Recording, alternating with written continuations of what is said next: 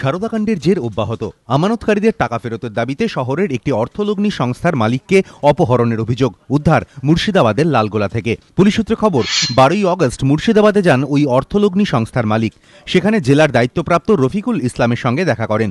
নসিপুরের একটি জমি বিক্রির 5 লক্ষ টাকা দিয়ে আমানতকারীদের টাকা ফেরত দেওয়ার নির্দেশ দেন। কিন্তু রফিকুলের দাবি, আমানতকারীদের পাওনা প্রায় 1,20,00,000 টাকা। বাকি টাকা না পাওয়া পর্যন্ত সংস্থার মালিককে আটকে রাখার হুমকি দেন। 12 তারিখে ওটা 12টা সাড়ে 12টার সময় আমরা ট্রেন থেকে নামলাম, তখন আমাদেরকে রিসিভ করে নিয়ে গেলেন গাড়িতে করে। কে নিয়ে গেল? ওই এজেন্ট রফিকুল। হ্যাঁ, রফিকুল। তারপর কোনো একটা বাড়িতে রেখে দিলেন, যেটা হয়তো সম্ভবত ওনার শ্বশুর বাড়ি হবে। সেখানে আমরা ছিলাম।